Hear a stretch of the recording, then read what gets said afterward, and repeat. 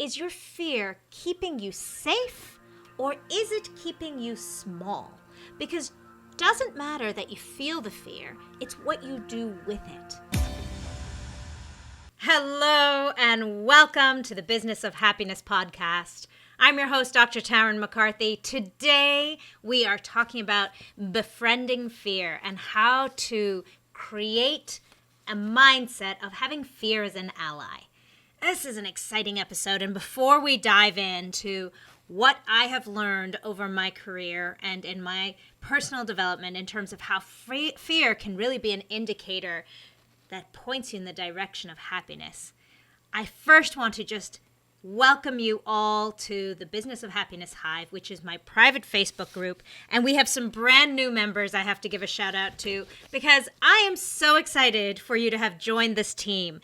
Francesca, Blake, Greg, Stephanie, Jenny, Karen, Mary Lou, Amy, Katya, Karis, Jen, Christina, Kelly, Tracy, and Mary Teresa. Welcome to the Business of Happiness Hive. You know, on this Business of Happiness Hive, we have such an awesome, supportive community, so many great resources on there. So if you're interested in finding like-minded, empowered speakers, empowered entrepreneurs, empowered leaders of their dreams, and leaders of their teams, come on over to the Business of Happiness Hive. And we're actually going to be endeavoring in some fear challenges. And so this is very apropos that we're talking about fear today. You know, fear is a fascinating concept because it's such a prevalent part of everyday life. And the thing that I'm so fascinated in is how can we welcome fear?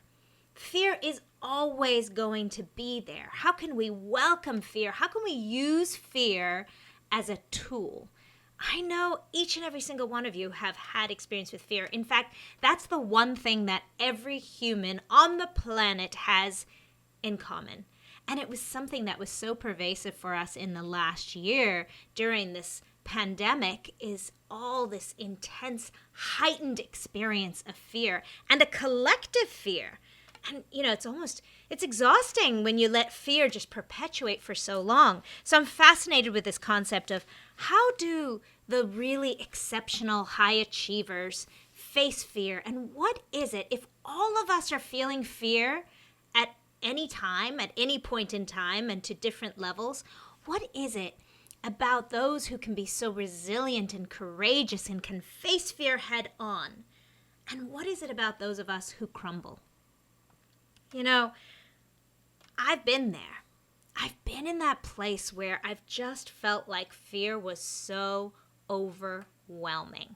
I know what it feels like to be a victim of your circumstances, what it feels like to feel that you really have no strength. You have no courage, you have no power, you have no say, you have no choice.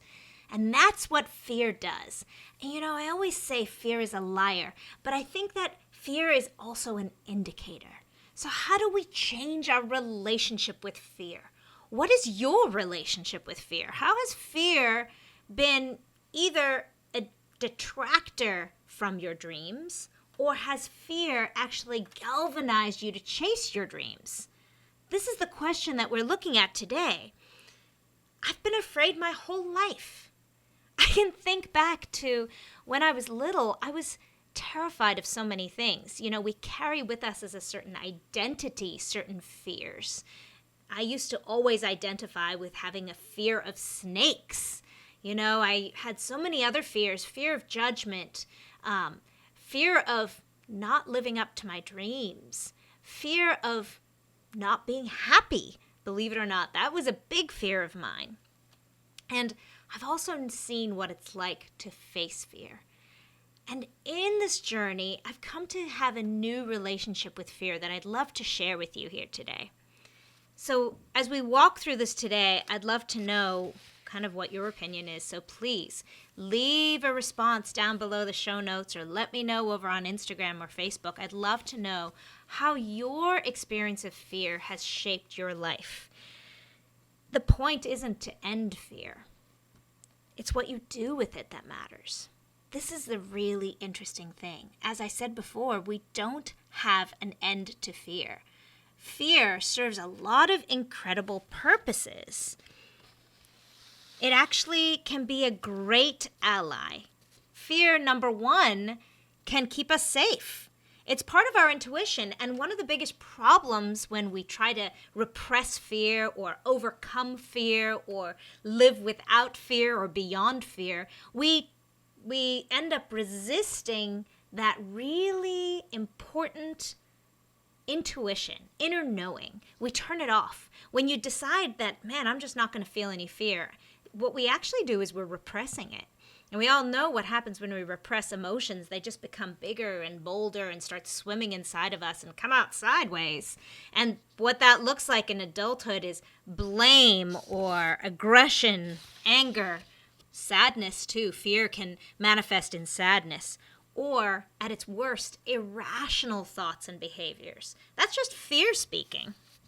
That's what, when we try to repress and ignore fear, that's what happens. We turn off this very important piece of what's inside of us, which is our own intuition. The problem is when we give fear too much control. When fear starts overwhelming everything in sight. You know, fear served a very important evolutionary skill, a very important evolutionary strength. Fear made us more aware of our surroundings. It made us not experience the same failures over and over again. When we touch something that's hot, we know not to touch it again. It's a very important tool. The problem is when your mind tells you something is scary when really it isn't. We've generalized that emotion to so many other things. So the one way to combat this first poor relationship with fear is to just ask yourself, is it true? This is a fascinating and very inspirational way of looking at fear because it allows us to gain back our control in the situation, to look at fear as simply an indicator, as a warning signal that we can then judge. So when you get that feeling, oh my gosh, I'm so scared of this right now, ask yourself, is the outcome of what you're so afraid of actually true? You know, one of the things that I like to talk about when I'm speaking to my clients who are leaders of teams, especially during the pandemic when there was so much fear swirling around, and what fear can do is it can almost paralyze us from not being able to make decisions. And one of the things that I liken fear to is that monster under the bed. Right? And sometimes when we think something is really fearful, it's the thought of the fear that's more scary than the actual thing. We create a monster under the bed that actually isn't there. And when we can face fear and see it for what it is, we see that it's a lot more innocuous than we were giving it credit for. It's the illusion, it's the fantasy that we get more afraid of than the actual thing. So the question I ask you when you feel that fear is it true? Is your fear true? Is that actually going to happen? And if it is, if you're actually going to burn yourself when you touch the stove, don't touch the stove. But don't try to repress the fear. Don't try to ignore it. There might be some valuable information for you there. You know, the second point I want to tell you about fear is fear can be a powerful motivator. We're always either running away from something or towards something else. And as you might know, I run much faster when I'm running away from something than when I'm running towards something. So fear actually can be a tool that we can use to our benefit. Instead of paralyzing us into complete inaction, we can use it as a tool as long as we recognize it as such, as long as we can have an appropriate relationship with fear and say, okay, this is what I'm going to use as a tool. So an example that I would give in this situation is perhaps with your health. So if your fear is that your health is declining, then that fear is a powerful motivator for you to eat more healthily or to exercise more regularly. Or if your fear is that your marriage is falling apart, then that's a powerful motivator for you to go into counseling or to be more open and honest and have better communication or to spend more time focusing on your relationship. Fear can be a great support to you in that regard. Once again, if you were to repress the fear and say, no, that's not happening, I'm not afraid of this, then perhaps you wouldn't eat better. Perhaps you wouldn't exercise more. Perhaps you wouldn't pay closer attention to your spouse. So fear, once again, can be a powerful motivator. And number 3, the other benefit of fear is a powerful emotion that helps us to integrate certain knowledge and embed certain knowledge and retain certain knowledge at a deeper level. We all know from psychological analyses in terms of growth and learning and retention of information that heightened emotional states make us retain information more. This is why when you want to incorporate a certain body of knowledge, you might dance around or you might put something emotional into it so that you can heighten your sense of emotion, so that you can embed that information deeper inside of you, so it becomes almost ingrained. It's also why we remember moments in our past more acutely when they were tied to something very emotional, either something very positive or something very negative. Those moments in your mind are almost crystal clear. We become so clear we can even remember what color we were wearing, the clothes we were wearing when we become more emotional. This is true. I remember the first time I met my husband's parents, I was terrified, so scared to meet his parents when we were first dating. I can tell you exactly what I was wearing. I remember it was a white skirt. I didn't have an iron. I had to hang it up in the bathroom to let the steam take out all the wrinkles, and I had a blue tank top on.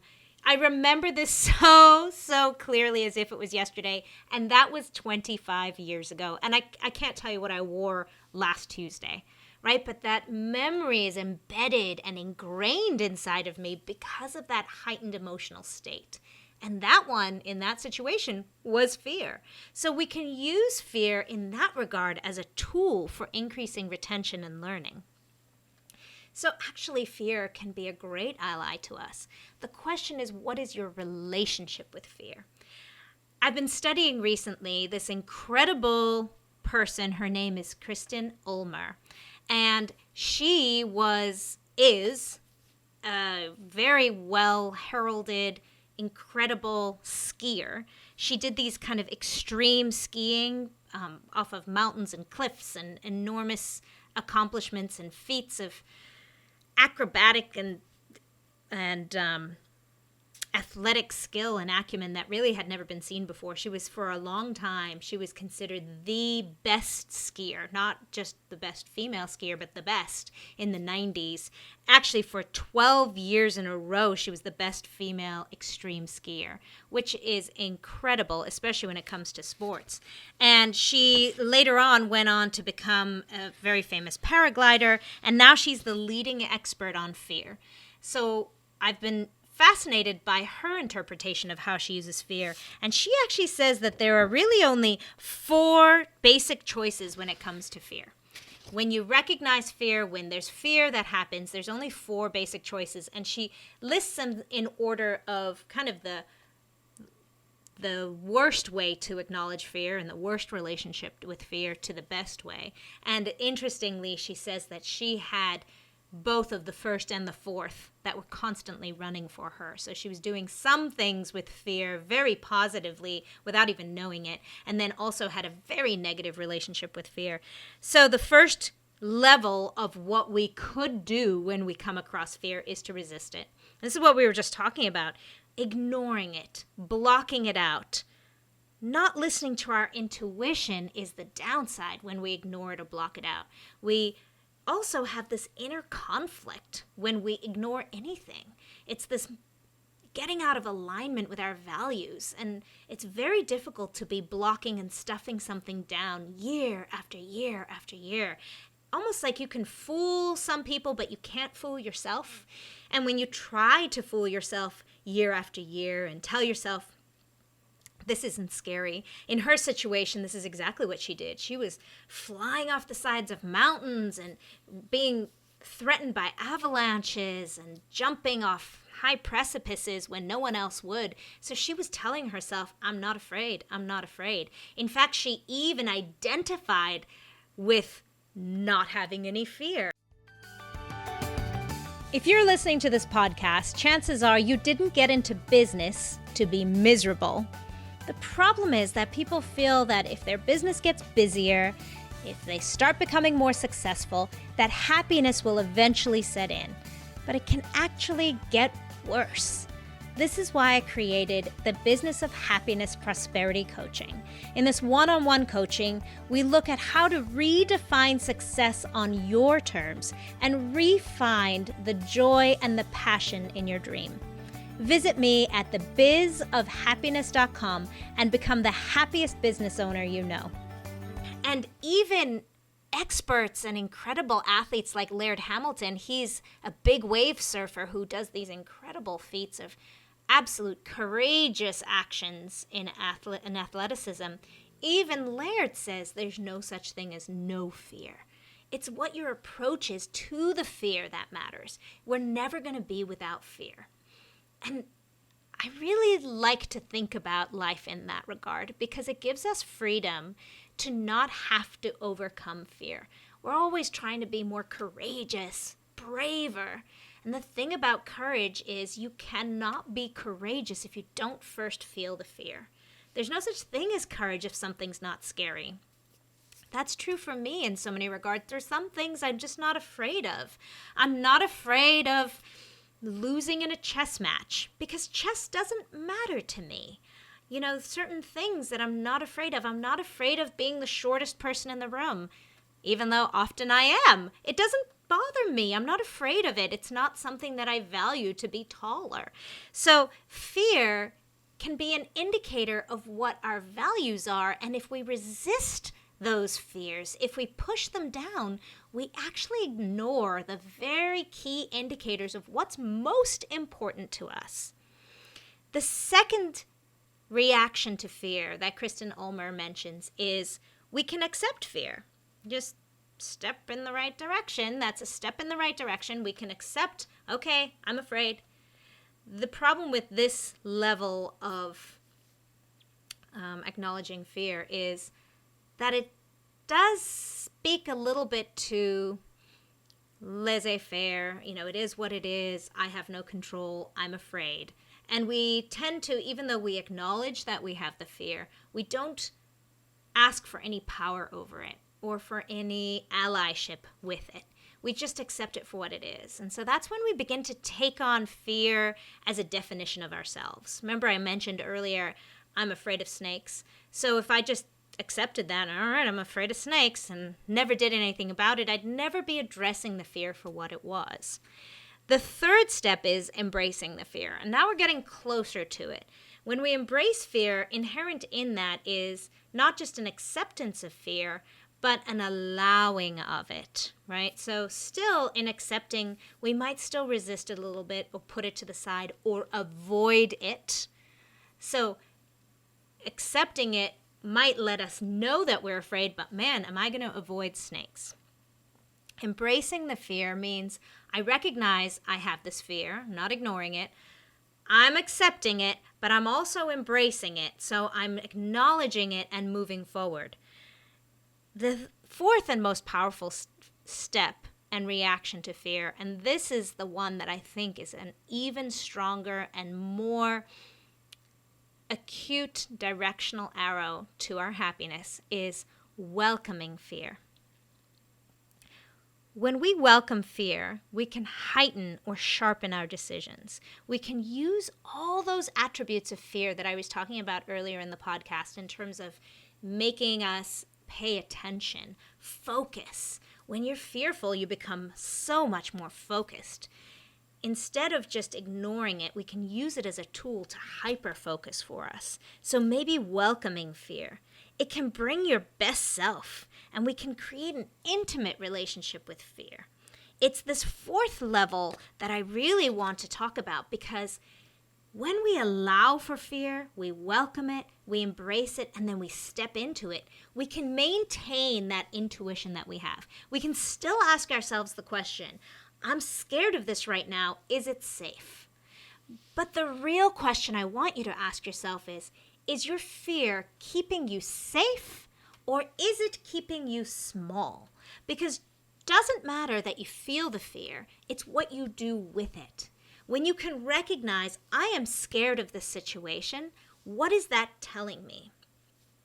So the steps that I encourage you to do when you feel fear is, number one, acknowledge it, and then feel what that feels like inside your body. Become intimate and comfortable with fear because there's so much stigma around fear. We're always trying to avoid it, push it away, overcome it. These are the things that we hear often in society about fear.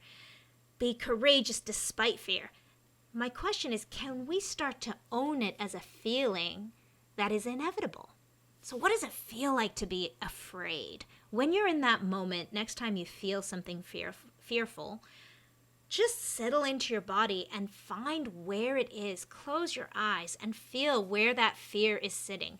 Is it in your throat? Is it that fullness in your throat? That's often where I feel it, like something is bubbling up, something is full, it's hard to breathe, hard to swallow.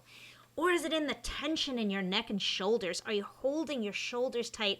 Often what goes along with that is tightening the muscles in your jaw or in your neck or in your shoulders. Or is it a pit in your stomach? That's a hollowness in your stomach. Where does fear feel for you? Where does it live for you? And what does it feel like? And the minute we start feeling it, and getting in touch with that feeling within our own bodies, it starts to dissipate a little bit. Notice that next time that happens to you. I love to also turn on curiosity. What is the fear telling me in this moment? Sometimes it's very appropriate. Don't touch that hot plate. I'm afraid of touching it. I don't want to touch it. I'm resisting touching it because it's hot. Appropriate. So when you ask yourself that question, what is it trying to tell me? Acknowledge it. Yes, this is my intuition speaking. And yes, this is something that I shouldn't be doing because I'll burn myself. The same is true in relationships. Is your fear acknowledging the truth? Is it really something that you need to protect yourself from? In business, this is the same situation as well. Our intuition is so critical. In fact, getting in touch with your intuition is a superpower that many people have lost over time. With this repression of fear, they've lost touch with that inner intuition, that inner feeling, that whisper inside of you. And it's very powerful if you can get in touch with it.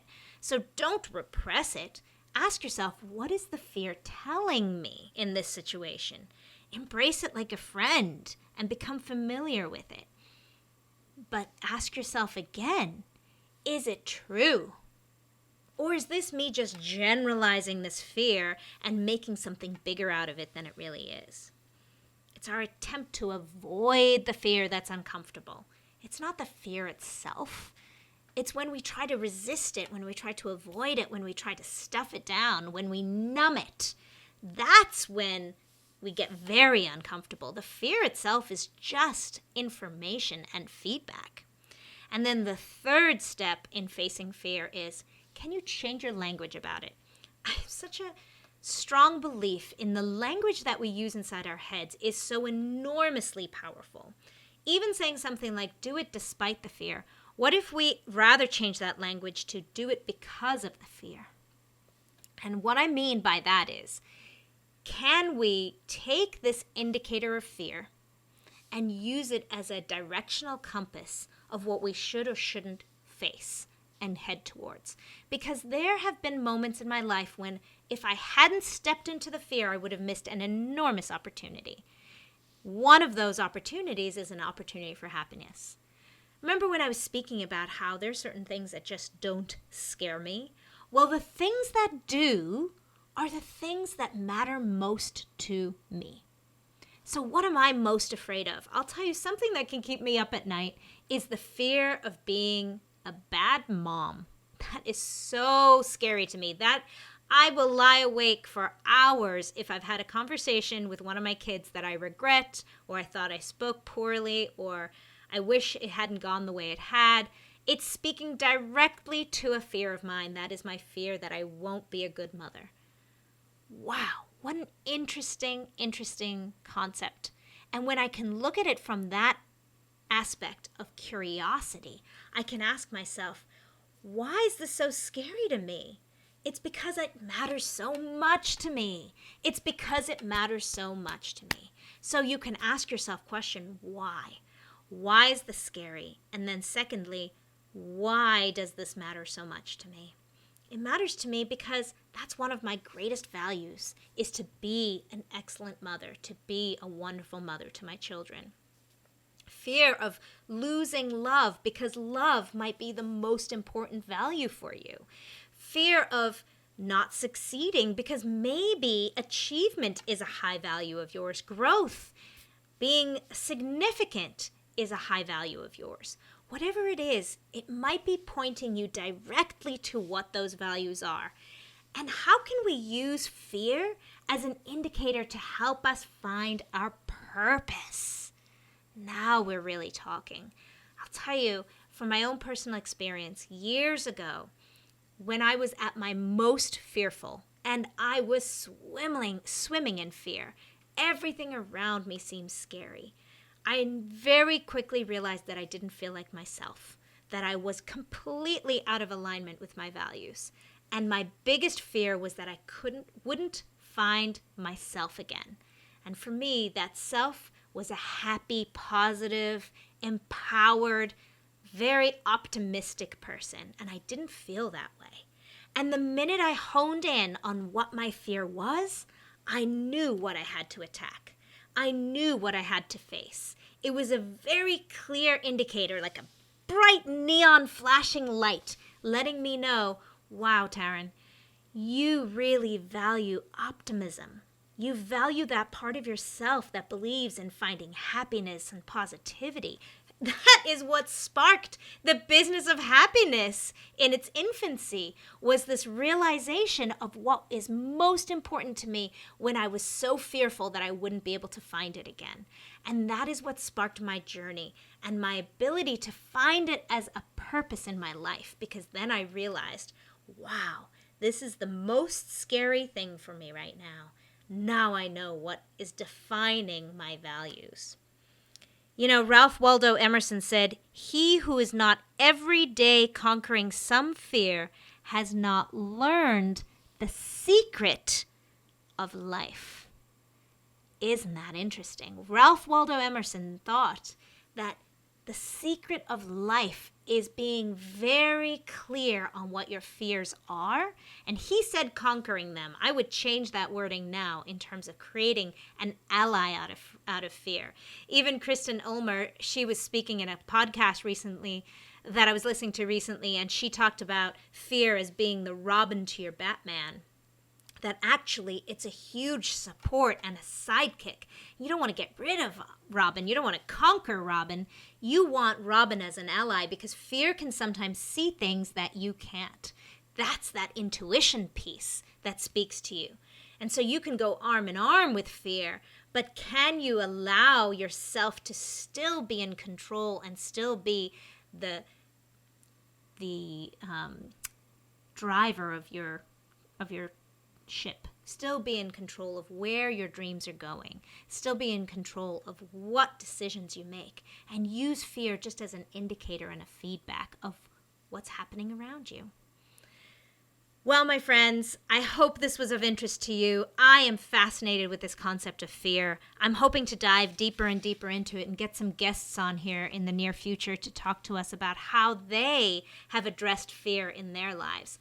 I think that fear can be an enormously resourceful emotion and pointing us in a very powerful direction.